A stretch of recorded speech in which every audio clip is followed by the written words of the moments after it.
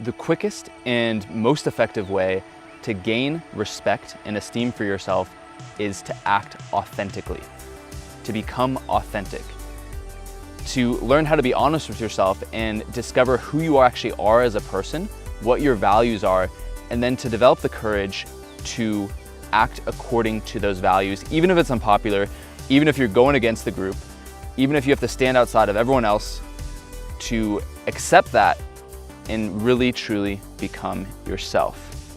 And I find it interesting that humans are the one species that has to learn how to become themselves. If you look at a deer, the deer knows it's a deer.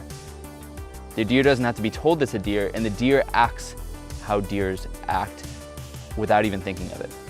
But humans, we have such a complex social structure and hierarchy, and we are at the mercy of so many different groups that we start to lose a hold of the fact that we are individuals. The fact that we have something deep down inside of us that is driving us to be the person that we want to be. So we're born into these families, we grow up with our school, with these different peer and social groups that we're exposed to. We have the media, we have the city we grew up in, the internet, the television, our country. There's so many different factors and groups and collectives that we're exposed to.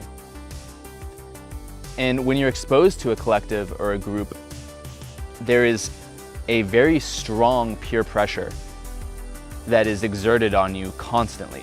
And it's pretty subtle, although the more you become aware of it, the fact comes out that it's actually not subtle at all and it's pretty obvious, but it's there nonetheless. And many people in life find themselves, like I did, where we don't even know who we are. We have no clue who we are as a person. We don't know what our values or priorities are, and we're completely just existing as we think others want us to exist. We're so scared of being judged and pointed out that we're behaving in a manner that has nothing to do with us. And so something really important to understand is this concept of cognitive dissonance. And that's when we all have values. Whether you know your values or not, you have values, you have priorities, you just haven't discovered them yet. So we all have these values, and cognitive dissonance is when you act in a manner that is completely out of line with your values. So a great example was me when I was younger, when I was in college. Since I was 16, a huge value of mine has been health. Eating healthy, waking up early, really seizing the day.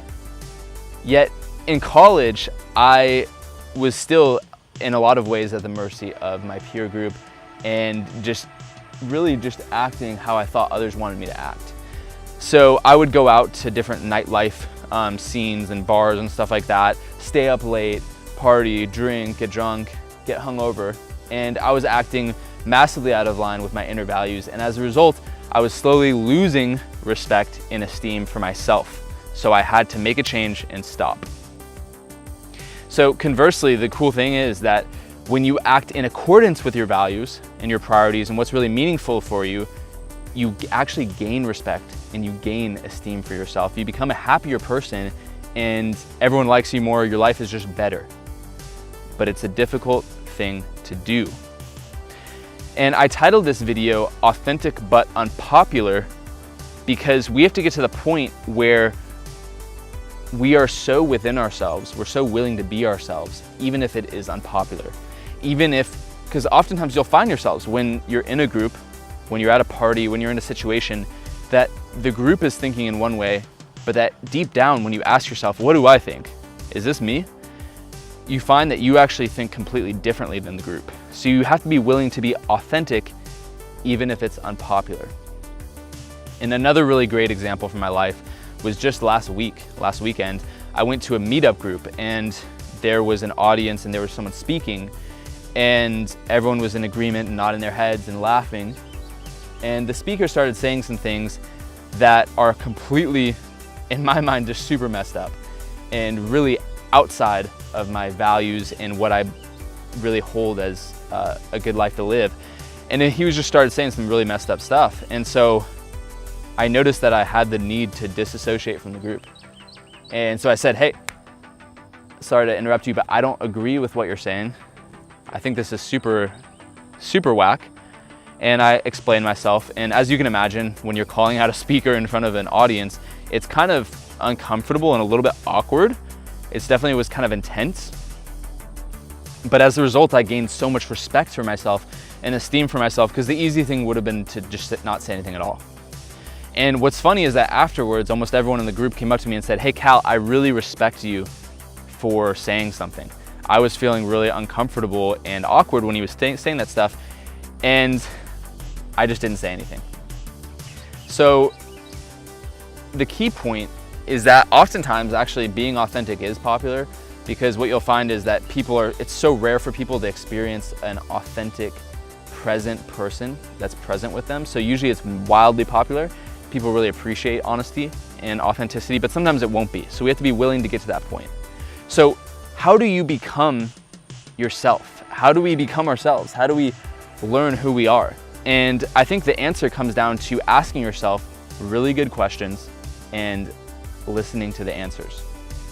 So asking yourself, whenever you're in an environment, a social environment, or whenever you find yourself becoming weak to the group, ask yourself, is this me? Is this me? Do I agree with this? Is this what I want to be doing? Is this authentic to myself? And have the patience, listen to the answer, but really a lot of this comes down to developing the courage to act differently than others, to act yourself, to be yourself, to speak your truth, and to be authentic and honest. And this is difficult, but courage is a practice, it's a habit, and you develop the practice by stepping up in those uncomfortable situations when you need to have those crucial conversations with your friends, with your family members, with your close ones, when you are at the moment where you're about to back down, to develop the courage to say, hey, I'm gonna be authentic, I'm gonna be honest, and I'm gonna go for it. So I hope you guys like this video.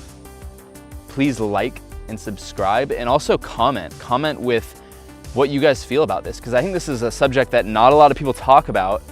I've done a lot of work in it personally, with honesty, with different workshops and retreats and that kind of stuff, but it has had such an amazing impact on my life. And I think that at the end of the day, the most important person that we can be honest with is ourselves. And that's the way that we really gain respect and love for ourselves, is by becoming our own person. So guys, please comment. I'll see you guys next week. Ciao.